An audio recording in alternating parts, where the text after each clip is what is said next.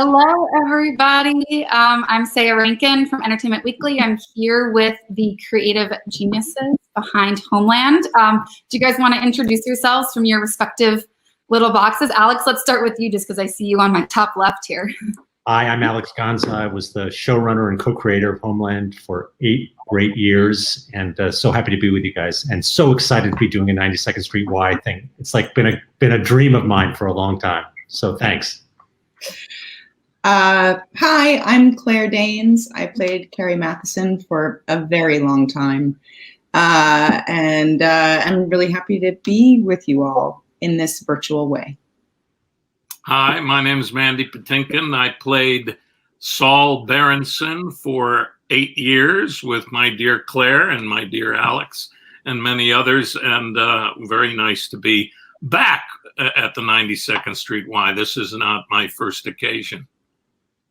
Oh yeah, it's kind of funny we forget that we would be normally like on a stage in front of all those people. I feel like I've gotten so used to doing it virtually, but for you guys, I mean, you had to wrap up your time on this show insofar as it airing in quarantine, and you've been kind of promoting the end of it and having to, you know, talk to each other virtually about the end of your show. What has that been like to have a different setting for kind of the bow on the end of the show?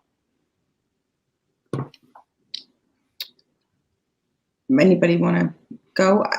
I mean, I'm just so grateful that we actually managed to,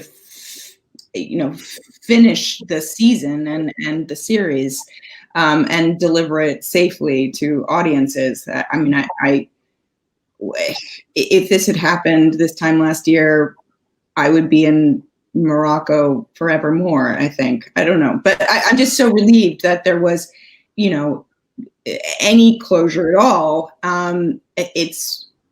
We were all in a transitional beat anyway. So in some ways, the timing for us was rather convenient.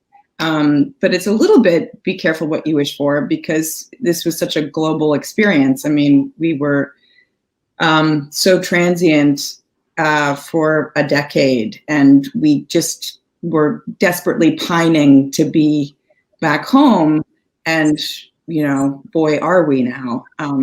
But yeah, I think all of the reflection that would have been happening anyway is that much more magnified by the pandemic. That's true. Alex? It's doing the last season of the show was so free of anxiety and stress. I'm completely that it did seem fairly appropriate to be watching the show and the finale as we entered this incredibly anxiety-making period. And I've said it a couple of times, but it's very strange to have Homeland be viewed as something that would de-stress people in a time like this. I mean, Homeland has been sort of famous for creating stress and not mitigating it. So look, it's been bizarre and difficult. And if our show gave any relief to anybody out there, we're obviously grateful for that. Yeah. Look, it was an incredible experience. I think we can all say that at its worst, it was an incredible experience for the 8 years that I don't think any of us would have traded for anything. And it was nothing but a stroke of good luck that our production finished under the wire of this pandemic. Had it not, I dare say we may never have concluded our series. I think it's a fair possibility, don't you, Alex, that this could go on for God knows how long, and we may never have finished the last chapter and been able to have closure as it's been reflected in literal lives where people have no closure to say goodbye to their loved ones and be with them and have ceremony. It is nothing short of a catastrophe, and we're an entertainment in the midst of it. And so we were lucky to finish our story. And I don't know what else to say. Yeah. That's really true. Do you find that, has it been something that you've, like, I think you kind of just touched on it, Mandy, like, and I know I cover entertainment, I'm having kind of the same existential questions in my own head of like, how do we talk about entertainment like this when there's all this other stuff going on? Has that been something that's kind of presented itself to any of you as you've been discussing your show and kind of reflecting on your time working on it or anything? Shall I begin? Yes. I think what I end every conversation and email with is have fun. The reason I do it is I know it's hard, but I also know it's good for our immune systems. If we can have a little fun, whatever our circumstances are, however you define fun, and to support our immune system so that we are as healthy as possible to have the day and tomorrow, I don't know anything more important than that. And so the fact that we are entertainers and even getting you to sit on the edge of your seat and bite your nails is a having fun experience. Mm-hmm. To go to a thriller and let alone a thinking thriller. And so as always, I think entertainment is vital to our existence and the way our community has been and will continue to invent ways to entertain and communicate and create escapes from our daily routines, which are, as a friend of mine labels them when they say, "What day is today?" He says, "It's Blur's Day." That's very good. I think that's our job, and we have very gifted people that are coming up with extraordinary, gifted ways of helping our days. Mm-hmm. Yeah, very true. Alex, I wanted to ask you before because I think this is the first time I think I'm really free to talk about the show's ending without any kind of like NDA I've signed my soul off to Showtime. When during the course of writing and making this show did the show's actual ending start to come together for you? You know, if you've been doing a show for as long as we've been doing a show, you do start thinking about the ending quite early on in the process. I think we started thinking about it in earnest after the end of season 5, when we were given, you know, the mandate by Showtime that we were going to end in 8 seasons, and so we started thinking about it then in a very general way. But certainly at the end of season 7, as we were moving into season 8, that was when we were, obviously right on the cusp of trying to figure out how the hell we were going to do this thing. And that became the starting bell, the starting gun. And luckily for us, Claire was about to have a baby, so it gave us another 6 or 7 months or 8 months to think about it, which was really helpful and gave us all a break in that moment, not to barrel into this thing. So it was a good 4-year process coming up with the ending for sure. Claire, while you're doing the hardest job of your life, everyone else you like took one for the team there. Yeah. I just remember when Claire called me and told me that she was pregnant. My first thought was, thank God.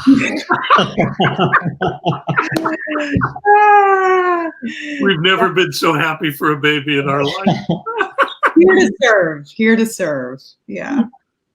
Claire and Mandy, obviously, like, when you're actors on a show, you have your own idea of what the character is, and kind of you can start thinking in your own head, but you very much obviously kind of defer to the plot of the writers. That's their whole job. But did you guys have anything targeted for what you wanted to see out of the ending, or even any kind of predictions that you held to yourselves, or maybe that you shared them? I'm not sure. Claire? Well, I guess I wanted Carrie's spirit to remain intact. Mandy and I joked about how many times we were kidnapped per season, at least once per season. We had a joke that instead of, Carrie had a drawer full of kidnapping hoods. Anyway, we were put through a lot. I'm being silly, obviously, but and that was all, you know, carefully gauged and measured, and I think it was done, you know, basically responsibly. But it always took us to the edge of suspense and tension. But I didn't want a glib, pat, maudlin, happy ending, but I wanted her to basically remain on the field, you know, connected to her reason for being, which was her work as a spy, which is a word we're not supposed to use, but and yeah, so that's a fairly broad wish, but I think that was my deepest hope for her, and that was realized in such a brilliant, nuanced way by our writers. Mandy, what about you? Well, I wanted a hopeful, optimistic end, as I always do. I shared those feelings with Alex repeatedly through the seasons. He always responded to our conversations in an organic fashion that was so pleasing to me. And he struggled so profoundly and artistically during those last months to come up with that final moment. I didn't realize how important it was to create those final moments. Alex understood, when you're a storyteller, how you end that story to the audience has a lot of import. I tend to not embrace that import because I don't want that weight on my shoulders. I just want to just be there in the moment. And Alex had a more global job. And then he came up with the most hopeful, optimistic, ambiguous, bring it home back into the spy camp world of sacrifice and what these people do for their country and for their president that cannot be found out by any other means except those who risk literally their lives at times to get information, as it was initially formed, the CIA, for the president of the United States, that can't be attained by any other means, for the safety of its citizens and the citizens of the world as well. And Alex came up with this conceit that was worth the wait.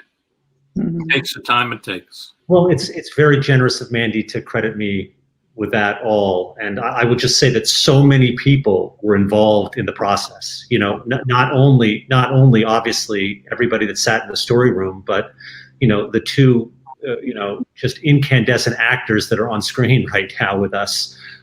You know, there was much conversation, much dialogue that went on, among everybody.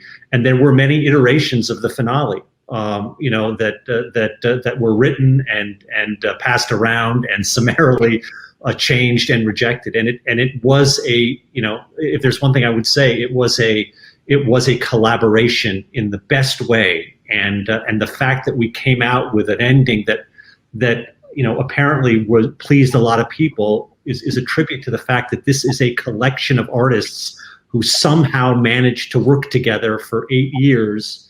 And always produce something that was interesting and unique, and that's a tribute to everybody on the show. So, here. I think one of the things for me that really stuck out about the way the show ended was the push-pull between Carrie and Saul's relationship. The nature of it is that, as the audience, we're never entirely sure which side of the if you're gonna really be on each other's same side at the end, or if you're going to end up as adversaries. And that was what kept it so interesting. And it seems to me like when I watched the show, like Alex, you and the team you knew ahead of time where it was going to leave off. But is that true? Like, was there a moment where you kind of weighed whether or not you were going to leave us with this iteration of Carrie and Saul's relationship? Well, look, the whole season was structured, as a meditation on this relationship, on this mentor, protege relationship, and so we knew we were building to that at the end, and where that was going to resolve was really unclear for a while. The first question you ask are both these people going to survive or not? But if you watch the finale, the strategy of that episode, of that hour-long, episode, was to irreparably sever the relationship in the first 50 minutes of the show, and then find a way to begin to repair it in the coda. And frankly, watching the finale, when it aired, which is what I very rarely do, that I was so concerned watching it on camera, or watching on television live as it was being broadcast for the first time. I was so concerned that we had damaged the relationship too much, and that when Saul's asset in Russia, wound up putting a gun to her head, I was really concerned that the relationship was just never going to be repaired, and that people wouldn't buy the coda. And there was a moment of real regret watching the show at that moment, for me anyway. I don't know how these guys felt. Yeah, I don't know, but that's so interesting to hear you say that, because how many times had you seen the episode? About 400. Yeah, right. So that's so interesting that the stakes, suddenly rose exponentially when you had an audience, on the other side of it, and yeah, but that was what was so thrilling and exceptional about the show. As I said, we always went to the precipice. Like of our own imaginations, and we were, Alex is an actual surfer, for reals, and he has the same approach, I think, to creating stories. You want that rush, I think. You want to take it to the point where you think you might not survive it.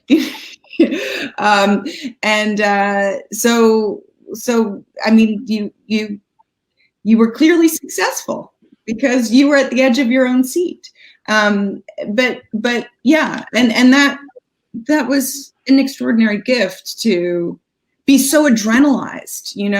I was always forced to be fully present because so much was being asked of through this fictional person. And we never really knew if we were making the right choice. We as artists, again, through our avatars. I wish I had been on the edge of my seat. I was more like curled in a ball on the floor. Well, yeah. It's more comfortable.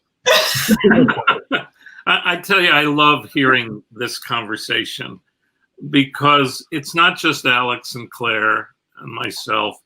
It's Leslie and Rupert and Damien and everyone, and F. Murray, and everyone who came through our doors, all these wonderful actors and directors and cinematographers and crew members, everyone that I've ever known and respected as what I would really refer to as the kind of, you're not supposed to say the word artist, people I like to be with, are worried. They've failed. They're not going to do it okay. Mm-hmm. Claire never quits, never gives up. She's just an absolute, but she's all, I also know what's inside. I know what drives, and that insecurity I find is what drives the people I love and respect and get the privilege to work with. It drives them. That insecurity is a gift. I'll never forget, and I've shared it with Alex. We were, I forget the name of the cafe across from Playwrights Horizon on 42nd Street when we were doing the workshop of Sunday in the Park with George. And on this one night, we went across the street to this little restaurant. Downstairs was this little piano down in the basement. And Steve Sondheim comes over to play this song that they want me to put in that night. And Paul Gemignani, the conductor's there, and James Lapine and Sondheim. And Sondheim sits down, and before he's even halfway through it, his shirt was dry, but before he's even halfway, it's just sopping wet, like he has a makeup person, like just spraying water on his arms. And he finishes playing Finishing the Hat for the first time for the three of us, which is the title of his books, of his life's work. And he is a complete wreck at that moment, terrified to look at anybody in the eye, certain that it's a disaster, that he's just delivered, nothing. And there you have it. Just to follow up on the Sunday in the Park story, that is the first time I ever saw Mandy do anything. Was in 1982, 1983. In New York, in that production with Bernadette Peters, and it's why Mandy got cast as Saul. It's in fact when I said we're going to cast Mandy, my only stipulation was that he grew a beard, because Mandy wasn't Mandy without the beard. And I hope you don't mind if I tell you this story, Mandy, but on the very last day of shooting with Mandy, he wanted one last take, and it was the scene where he was looking at the book that Carrie Mathison had written, and we were in the close-up, and Mandy said, "Look, I want one more take," and Leslie and I looked at each other and said, "Mandy, we got it," and then he goes, "No, I want one more take," and so we all said, "Okay, Mandy deserves it. It's the last shot. It's his last thing," and he sat down behind that desk and he looked up in the camera and he sang that song, Finishing the Hat. And we were finishing the hat. We had made the hat where there was no hat. And, that was our send-off. Wow. That's such a good story. It really doesn't feel as a viewer and recapper, it almost doesn't feel real that the show is over, especially because I'm used to occasionally with premium television, there are long gaps in between the seasons. So I think it'll be like this time next year. Yeah, and I feel the same way. I mean, I don't know, maybe these guys do too, but everything has been in such suspension, okay, it's ended, but already I'm metabolizing, these profound events that are happening in a way, thinking I'm going to be commenting on it, through the Homeland lens, which was such a, such an amazing gift that we were given for this decade-long period. There was this, really strong, brilliant platform through which I could make some sense of what was happening in the world, and have some catharsis and some way of organizing it creatively, and I'm not going to have that now. It seems strange that we're not going to be synthesizing COVID and, George Floyd's murder and all of the civil, unrest that's happened because of it through our version of storytelling. I completely second that. And you were talking earlier about, the entertainment thing of this. And what I'm finding is, what's the next project? We've had this incredible platform, this opportunity to comment and to, just make sense of the world around us. And it's really hard to find something else that's going to give you that same feeling. So I know that's been really hard for me to figure out, what's the next project, what to do next. The platform and also the company that we created, that became so meaningful to me, but was so highly functioning. I mean, it was comprised of these brilliant and thoroughly decent people. And we just have so much history now. And we're very fluent with each other. And how am I going to create that again? That seems impossible. We did an interview, Claire and I remember I said to her, "You listen to me, young lady."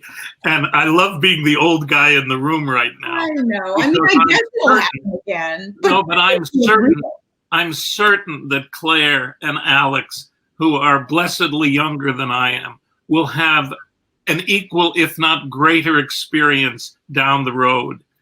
They just will. They have the chops. They have the love of it. They're racehorses. They need to run, and it will happen. And I've lived this life where you do this and it seems incredible, and then not incredible for a long time, and then something happens, and then you have okay, and then something happens, you get a phone call and you don't know, and then you wake up and you go, this is incredible. How have I been given this? And it happens. Okay, well, I'll take your word for it. Yeah, I promise you. It's such an unprecedented time, where everything has. Oh yeah, I mean, it's not a competition, but it's we're so lucky that we've had it. But I know these guys, and I hope for me too, before I drop dead, that I'll have something else, just as special. Yes, here. Mm-hmm. Is there anything, speaking of a kind of like using the show as commentary, is there anything from the last 10 years that you guys tried to work into the plot of the show and that didn't work for some reason or another, or that you wish you had been able to, but just the time framing of the filming or writing didn't work out? Well, I'll just jump in because the only regret I leave behind is not figuring out a way to tell a story set in Israel. And I know that Mandy and I talked about this a lot about how to go about doing that. And look, it's such a thorny, complicated issue. And ultimately, we could never put our hero or our heroes as American intelligence officers in the middle of that story in a way that felt compelling or honest. And boy, we tried every season and just could never do it. Yeah, that makes sense. Is that part of why because you worked in the West Bank into the final episodes, did that have anything to do with that? Or was that, a lot of people have the theory it's a nod to Prisoners of War, the original show, but was there any kind of deeper meaning to that? Or? Well, that was sort of there was a poetic, also there was a poetic idea behind it. In other words, Homeland was based on Gideon Raff's show Hatufim, Prisoners of War, and there would be something sort of circular about ending it where it began. So there was that too, but it was more, that's a central conflict in the world. And it was something we could never get our brains around.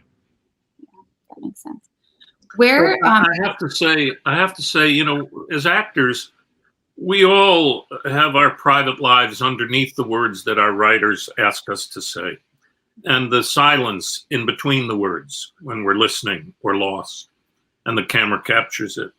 And the discussions that Alex and I would have over the years about the conflict in Israel, I believe, found its way into our piece. It may not be literal, but it was there in different situations and metaphorical similarities and people that were like other people and possibilities that one wished for. I mean, so everything, when you talk about it, it's there. It's there. Mm-hmm. Well, and I think of, it was a couple of seasons ago, I believe, when Saul went to visit Dorit, that was the decoy, but he does take the chance to kind of talk to her about his struggles with her living settlement and all of that. So that kind of yeah. Well, Saul's relationship to the Jewish state had, we did touch on that many times, and we were always hoping that was going to bloom into a bigger story, but again, we never got there. But Mandy's correct. I mean, and you're also exactly right. We did tell a bunch of stories around that area, and it was interesting that Saul's sister decided to become a settler, and that ran counter to some of Saul's thoughts about that part of the world.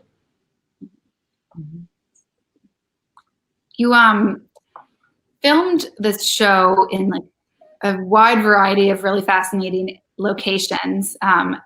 I'm wondering if now that you're done, if any of the specific filming locations will kind of stick with anyone the most, or if there's anything that, I don't want to use the term favorite, but just any place that you visited and filmed that resonates the most with you or changed you in any way? They were all pretty extraordinary. I mean, the first 3 years we were based in Charlotte for the most part, and with some detours in Tel Aviv. I think we were in Tel Aviv both seasons for about a month, maybe, or is that, anyway.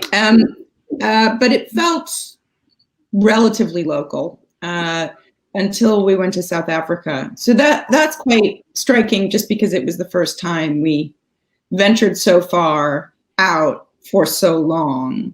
But Berlin was also extraordinary, and Morocco was a trip. So yeah, I had beautiful experiences and challenging experiences, I think, in all those places. But it took a Herculean effort for us to reband, to land as a circus, so to speak, in these cultures that were very different from ours.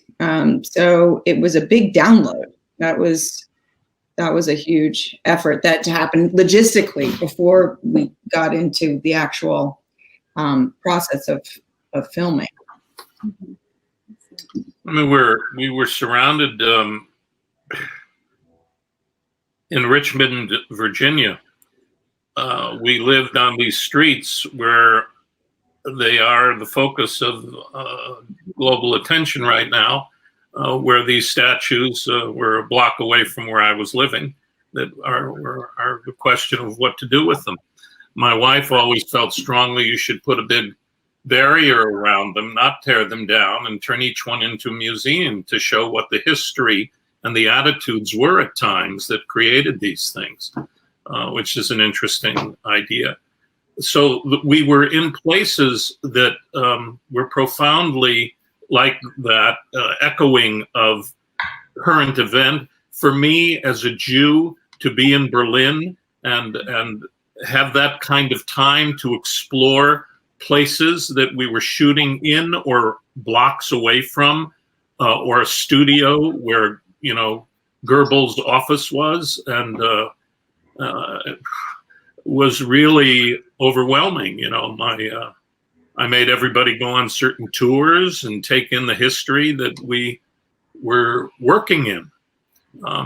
That was incredible. We're not tourists. We're there for 7 months, and you really and then the experience in South Africa. We met people, African beautiful theater makers that my wife made a beautiful play with these people we met in the township, and life-changing experiences. This took us around the world. Totally. My son, we went to his first school ever, kindergarten, literally, in Germany, when he was throwing tantrums at 3 years old. He was saying 9, 9, 9.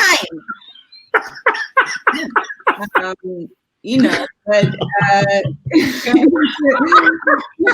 went to school in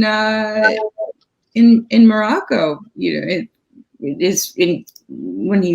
went to for almost a full year there, and he's such an international little dude now. I mean, all of those influences have shaped him in very real ways. So, it's not just trinkets that we've come back with, or little poofs. It's been very formative for us and our offspring. I wish Cyrus was in one of these squares and he could answer. Yes, that would be the best. He's a pretty good vantage point. Yeah. I mean, he was inside me kicking when we were filming. Leslie was holding him while she was directing from 4 months. And, in the final season, he was on her lap, literally calling action and cut. It was kind of amazing. Yeah. I remember you reminded me we were in Charlotte shooting that scene at like an oil refinery, and you were like 7 months pregnant. You had the body double working when the shots wouldn't handle the baby belly, and I remember you just don't ever quit. So you were driving yourself, and I'm thinking, stop this! You can't do anymore. You can't have this guy trying to kill her all day. She's pregnant, you know. Night. It was like 4 a.m. It wasn't. Yeah, it was a lot, but I don't know. But it was great. It was great. When you look back on filming the show, I guess, Alex, I'll start with you from kind of a behind the scenes perspective. Are there any that you think stick out as particularly hard for any reason or another? I mean, you have all these locations that you're doing. Like Claire, you mentioned all of the kind of work that goes into before you can even start filming. Were there any parts of the show that now that you're done with it, you think, I kind of can't believe that we pulled off so-and-so? Well, you know, two come to mind right away, and one is in the finale, which is the whole Kamasi Washington jazz concert that Carrie goes to see in the coda. I mean, that came together at the very last minute, and the fact that Kamasi was in town and had 3 days, and frankly, I think he just come from Moscow, believe it or not, on his way to Australia. That's funny. Yeah. So you know, I've been a huge Kamasi Washington fan since I saw an exhibition of his at the Whitney Biennial, like I think in 2017. And we were looking for an act, you know, like who can we get to play this? And I was like, well, there's only one person that could do this. It's Kamasi. And, you know, we got him on the phone, and he had a day for us in LA. So, you know, that's an example of what Mandy was talking about, which is just the incredible luck you sometimes need. And that was certainly a very, very lucky thing to happen to the show. And I can't believe we did it. And it was such a fabulous day of shooting. You get to listen to Kamasi play, you know, for a couple of hours, which was for me just incredible. And the other one that comes to mind was the whole hanging of Brody at the end of season 3. And that was in Morocco. We'd only been there for a couple of weeks, and it was an enormous feat getting that production together. And you know, Leslie Linka Glatter will. The train broke down halfway through filming that night. We were chasing the light, but yeah, we were waiting. We were shut down for a good hour because the crane broke. The crane broke. I remember. So, you know, you're first of all, it's scary because you are lifting Damian Lewis up, and he's got all these protections on, and also we were very concerned that the scene itself would get leaked somehow. I mean, you know, we were killing off a major character, and we had 400 Moroccan extras. Every single person had telephones in before we shot the scene.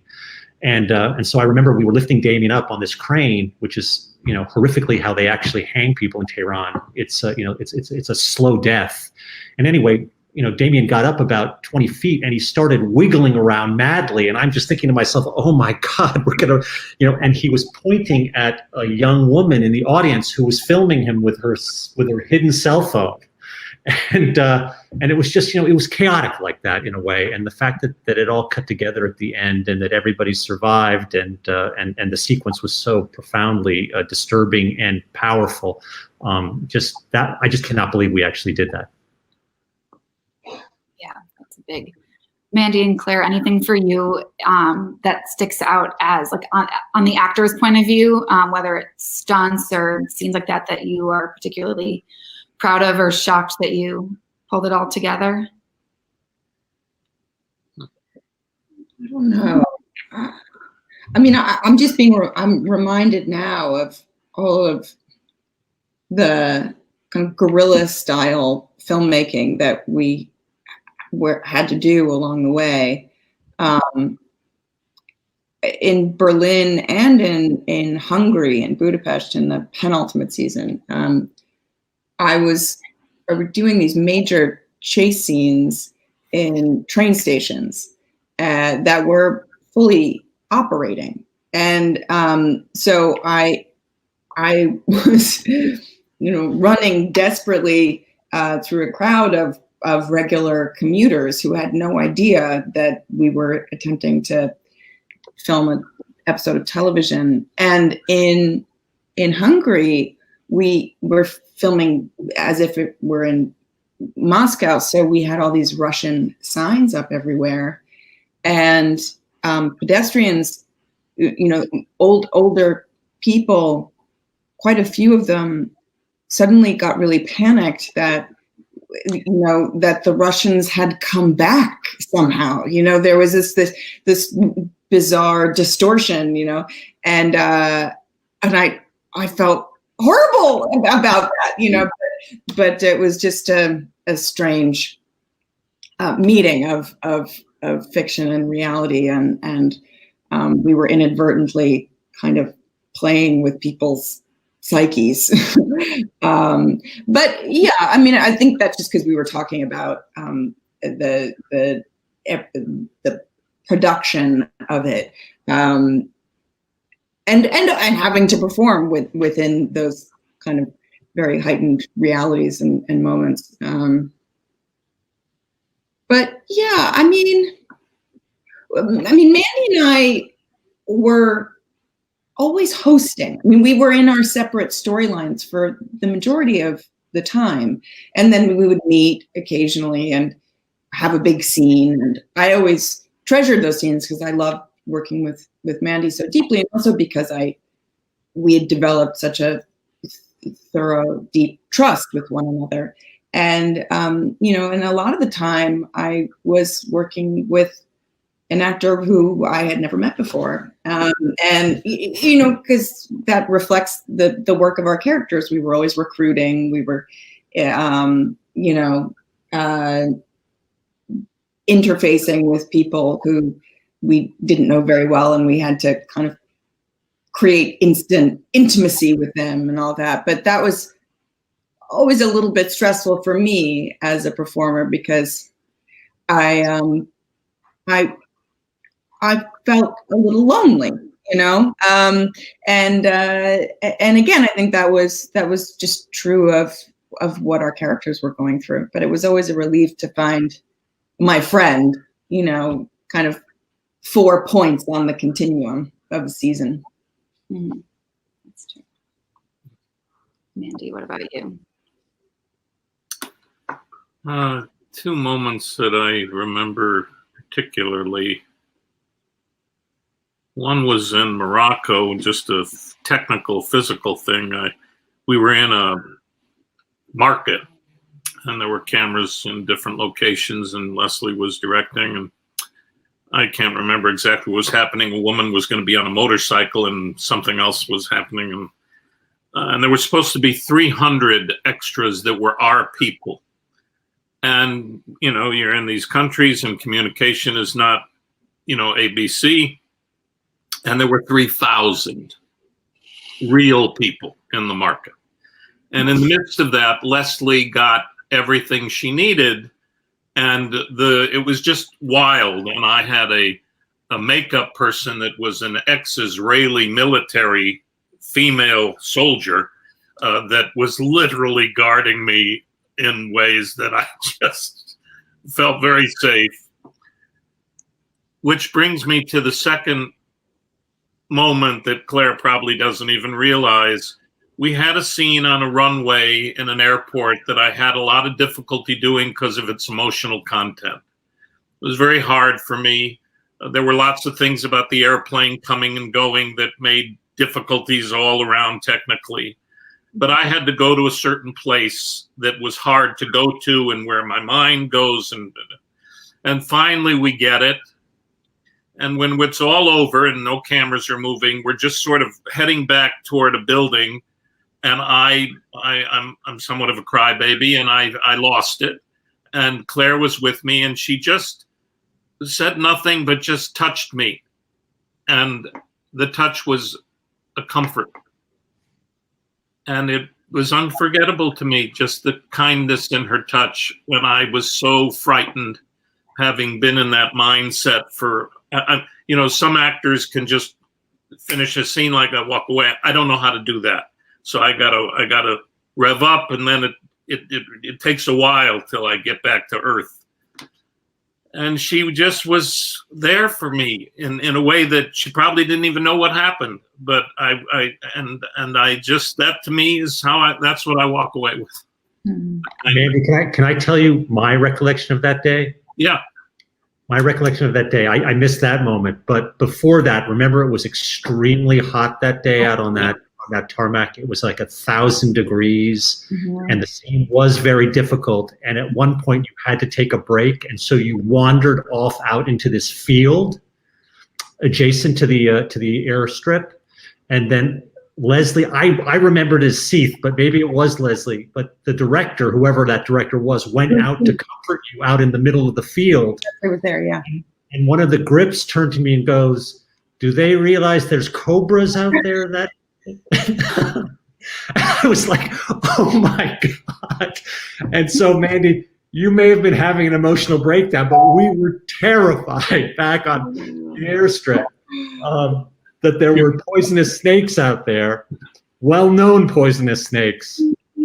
Well, there's another snake story. We were doing the final, it was the final episode, or I don't know which one episode it was, but it was the final season. And Numan and I we were shooting, in the mountains of Afghanistan, but we were in California, and we had the snake handler, and it was at night, and we were looking at the sunrise and the dawn.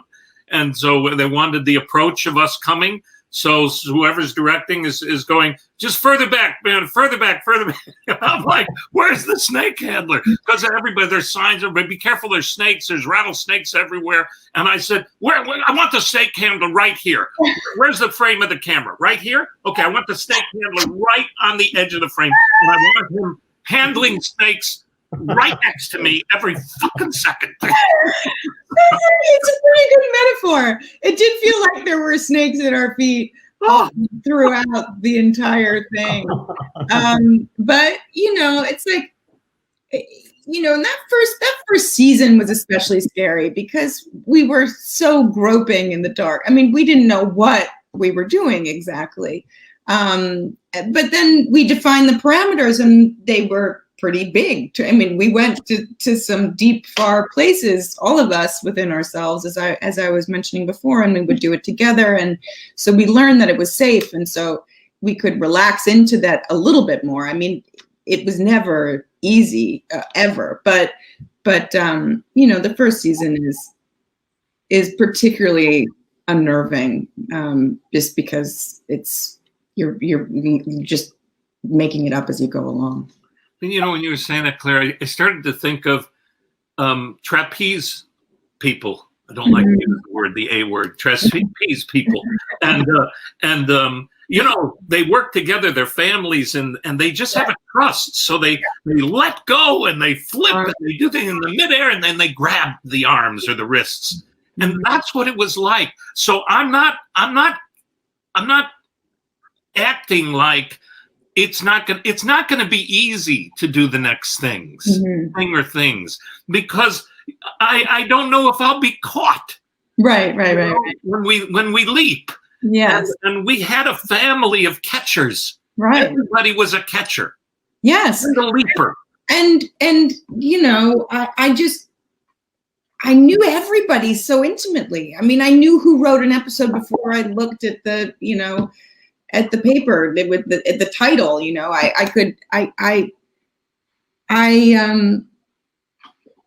If Mandy and I were doing this, I know his patterns. I know his, anxieties.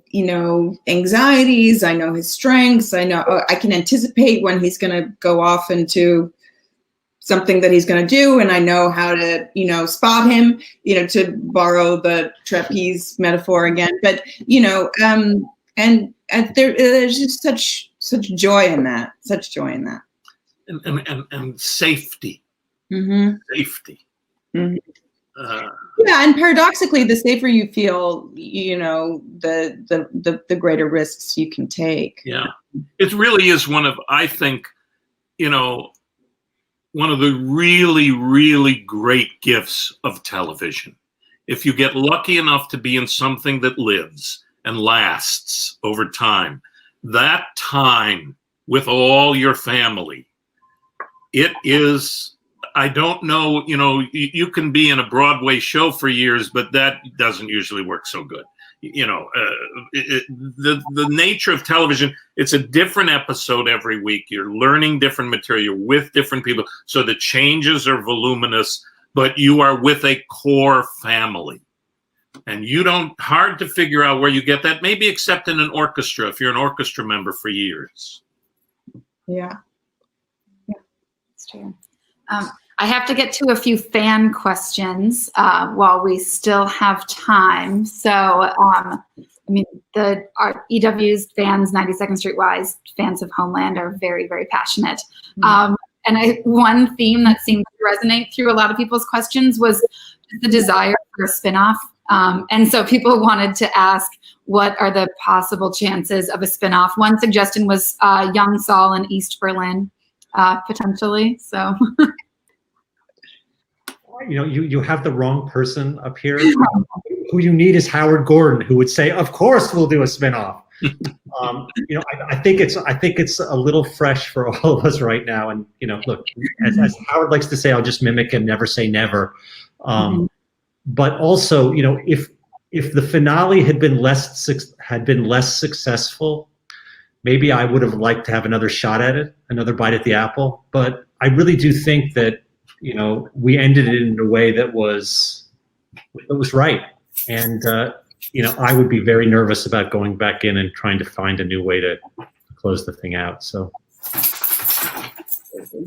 I also have people wanted to know, Alex, this is for you as well, if you regret killing off Quinn.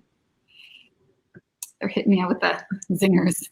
Do I regret killing off Quinn? I don't regret killing off Quinn.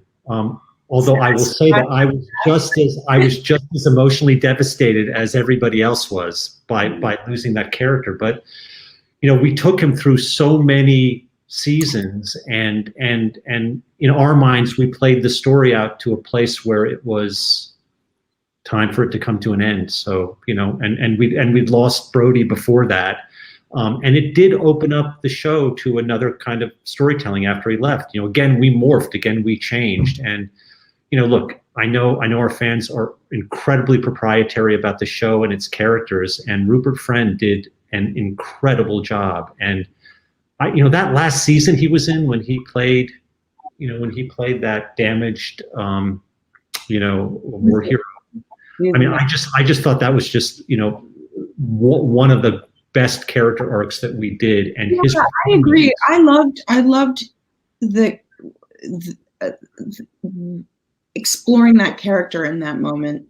It was so painful. It was so ugly and awful, but I think it was important to think about the consequence of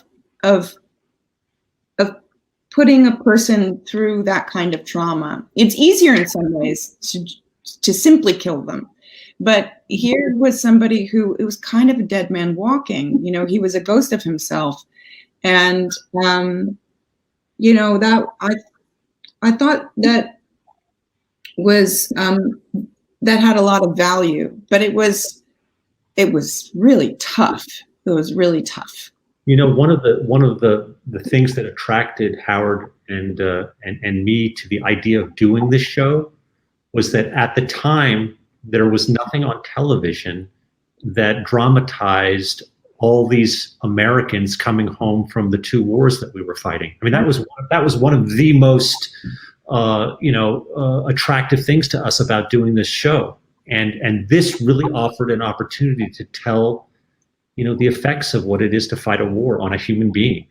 And you're right, Claire. It was tough to watch, but often it's tough to live that experience. Were there any, obviously, like it felt very true to the story for that to be Quinn's arc, but were there any, for Mandy and Claire, any other deaths or major plot points that took you by surprise when you got the script that you didn't see coming? Or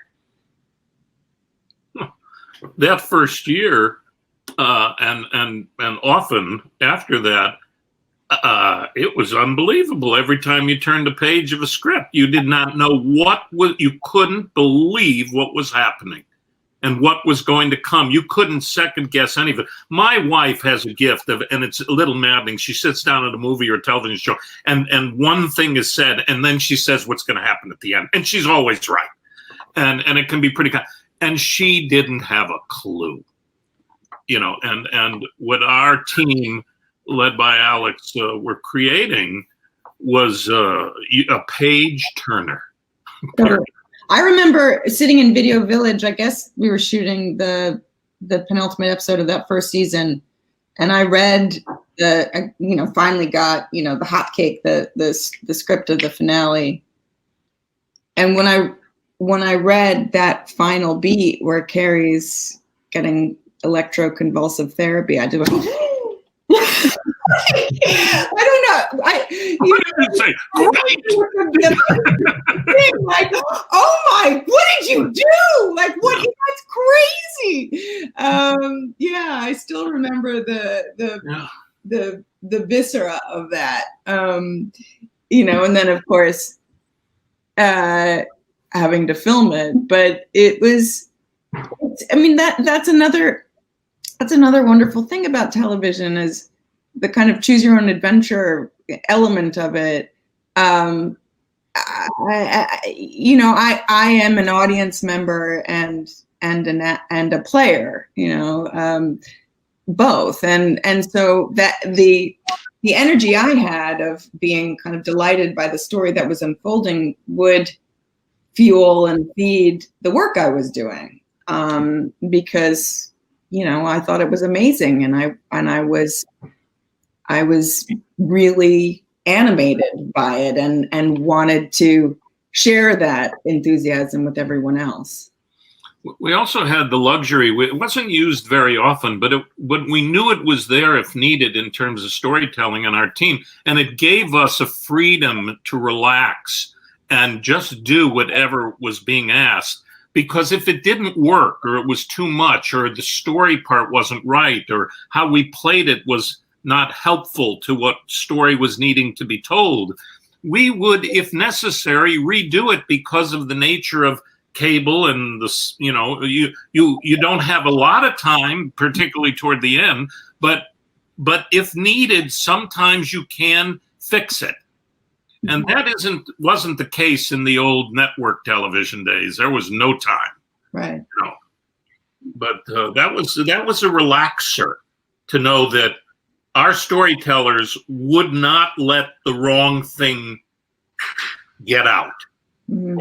If by hook or by crook, if we had to fix it, they were going to fix it. Mm-hmm. And we did a couple times. Mm-hmm. Did you guys watch the show, especially even in the last season? Were you sitting down on Sundays to watch it yourselves, or? I have done that over the course of the run of the show. This last season was hard for me. It took me a long time to get to the finale, well past it had, the time that it had aired. I think because I was just conflicted about saying goodbye, really. And I mean, obviously I knew what happened, and I was delighted when I heard that people, were happy with it. But yeah, I procrastinated for quite a while, for maybe a month. I just couldn't really look at it directly for a while. Mandy, what about you? It took me, I didn't often watch. I'm not a fan of watching myself. But I read every script. We often had table reads, and I would read every rewrite, so I'm aware of what's happening all around me, particularly the scenes I'm not in. But this last season, I wanted to see it all, and I waited. I had time to wait after we filmed before it aired, and just before it aired, we were sent things, and then I watched it all, and except for the finale, which was not in the little mailing packet. You had to watch it in real time.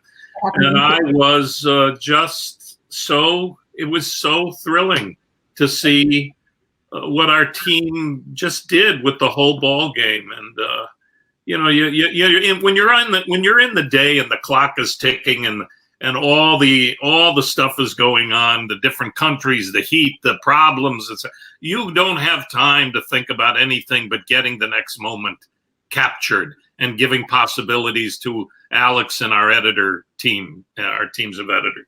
And so to see, it's also so interesting because I have sort of a catalog, a memory of everything that I was involved with and everything that we offered and what wasn't used.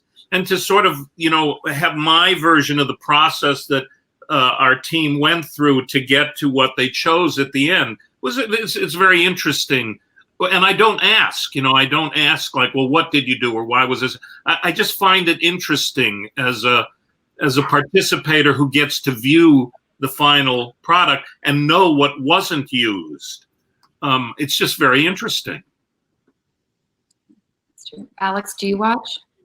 I watched 2 episodes in real time. I watched the pilot and I watched the finale. Were the only 2 I ever watched on the air. But you have to understand that I have seen every episode, Sure. literally dozens and dozens and dozens of times in the editing room.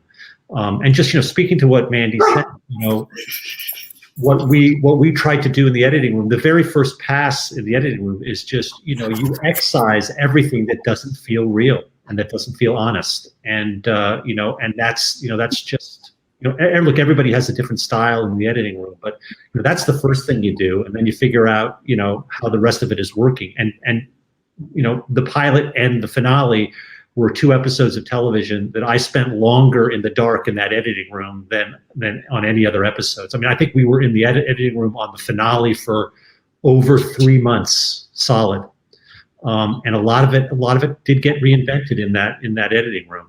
So I have one funny story about the airing of the show. When I was giving birth to Cyrus, it happened to fall. It was a planned birth.